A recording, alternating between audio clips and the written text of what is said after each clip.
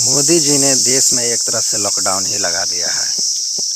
Direct ही ना सही, indirect, लेकिन एक तरह से ये लॉकडाउन ही है।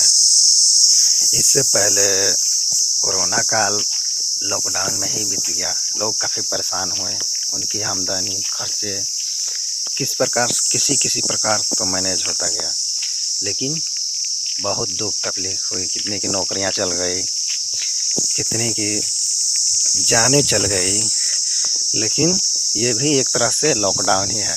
डायरेक्ट ना सही, इनडायरेक्ट, लेकिन मोदी जी ने ये लॉकडाउन ही लगा दिया है। आइए समझते हैं कि लॉकडाउन मोदी जी ने कैसे लगाया। पहला लॉकडाउन तो समझ लीजिए कि गैस की भरमार किल्लत हो गई। ये एक प्रकार से लॉकडाउन है। रसोई में गैस नहीं है, परेशान है लोग, गैस नहीं मिल रहा है। काफ़ी दिन से लाइन लगाना पड़ रहा है, गैस नहीं मिल रहा है। छोटे मजदूर लोग जो बाहर काम करने गए थे, उनके पास तो लकड़ी की कोई व्यवस्था है नहीं, वो भी गैस पर ही खाना बनाते हैं। तो वो मजदूर लोग भी गैस के कारण वो अपना काम धंधा छोड़कर वापस अपने घर आ गए। जिस प्रकार से मजदूर कोरोना काल में कोरोना की वजह से छोड़कर घर भाग गए थे, उसी प्रकार इस गैस के कारण मजदूर घर भाग रहे हैं। उनको खाना महंगा पड़ रहा है, खाना वो बना नहीं पा रहे हैं, लकड़ी की कोई व्यवस्था है नहीं, तो फिर वो छोड़कर अपना घर की ओर ही भागे। यानी कि इस प्रकार उनको भी कोरोना काल की ही याद आ गई कि ये भी एक प्रकार की लॉकडाउन ही है। दूसरा आता है पेट्रोल डीजल। उसी प्रकार से पेट्रोल और डीजल पर भी लिमिट लगा दिया गया है। यानी कि आप पेट्रोल लेने जाएंगे तो वहाँ पेट्रोल पंप पर भी देखेंगे कि उनका लिमिट लग चुका है, और वो आपको पेट्रोल मिलेगा न डीजल नहीं देंगे। यानी कि ये भी एक प्रकार से लॉकडाउन है। अब आप लाइन में लगे रहिए और वेट कीजिए कि उनका लिमिट हटे। कितना समय में हटेगा, कितना समय में नहीं हटेगा, फिर भी लेकिन उसमें भी आम लोगों को बहुत परेशानी है, दिक्कत हो रही है।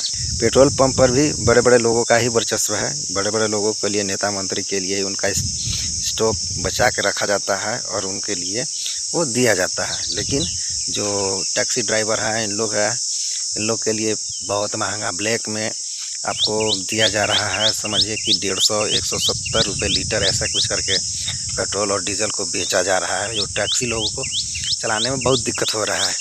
और उसी क्रम में जो पब्लिक है, ट्रेवल करता है, उनकी भाड़े में भी काफ़ी इजाफा किया गया, क्योंकि उन लोग बोल रहा है कि हम लोग का डीजल पेट्रोल नहीं मिल रहा है, जिससे हम लोग ब्लैक में बहुत महंगा खरीद रहे हैं। इसी की वजह से प्राइस भी ट्रेवल को बढ़ा दिया गया है। ये भी एक प्रकार की लॉकडाउन ही है। तीसरा है सोने चांदी। मोदी जी ने डायरेक्ट बोल दिया है कि साल भर तक सोने चांदी की खरीद नहीं करनी है। यानी कि आप सोना चांदी नहीं खरीद सकते, भाई शादी विवाह का सीजन चल रहा है, और सोना एक प्रकार की हिंदू धर्म में संस्कार के तौर पर ही देखा जाता है।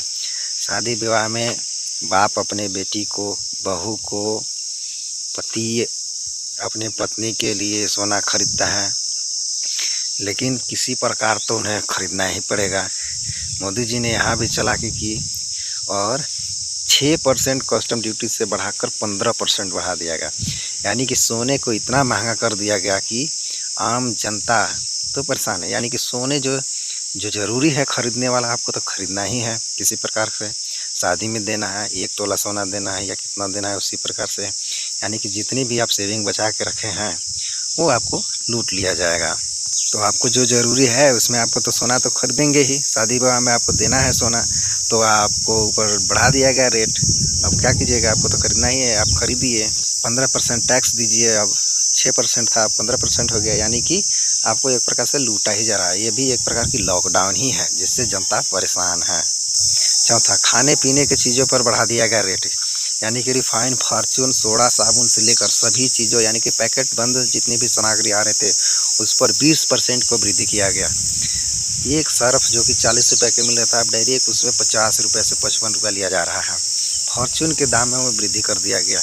यानी कि अगर आपका रसोई के खर्चा आप 5,000 उठा रहे थे, तो अब आपको 8 से 9,000 रुपये पड़ेंगे। यानी कि एक प्रकार की ये भी लॉकडाउन है, जिससे परेशान है। मजदूरी तो बढ़ी नहीं, सिर्फ नाम को दे दिया गया लेकिन मिल नहीं रही है। और इधर खर्चे में आपको वृद्धि कर दिया गया, यानी कि भाव को बढ़ा दिया गया। अब आप जनता तो परेशान ही है, सरकार तो बढ़ा दी रेट, कंपनी वाले बढ़ा दी, उनको कहना है कि हमारा ट्रांसपोर्ट महंगा पड़ गया सब चीज़ों के लिए। तो प्रधानमंत्री जी से मेरा निवेदन है कि जनता को हितों की देखा जाए, उसको रक्षा किया जाए। हमारे भारत की जनता इतनी अमीर नहीं है कि इन सब चीज़ों को अफोर्ड कर सके। गरीब तबके के लोगों का बहुत ज़्यादा परेशानी झेलना पड़ रहा है। आप क्या सोचते हैं, जनता क्या सोचती है, पब्लिक का क्या रिएक्शन आता है?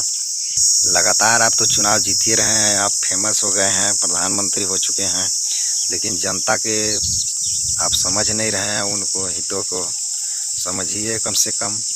पब्लिक क्या समझती है इस पर आप कमेंट ज़रूर कीजिएगा, अपनी समस्या ज़रूर कमेंट में लिखिएगा और ज़रूर वीडियो को शेयर कीजिएगा। लेकिन चैनल को ज़रूरी है आप सब्सक्राइब ज़रूर कर लीजिएगा। धन्यवाद।